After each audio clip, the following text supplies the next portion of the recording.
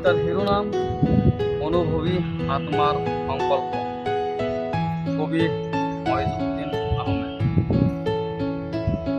ঋতু নহয় পৰিৱৰ্তন হ'ব, ভগৱানো নহয় ইবলিছ, মুহূৰ্তত সলনি।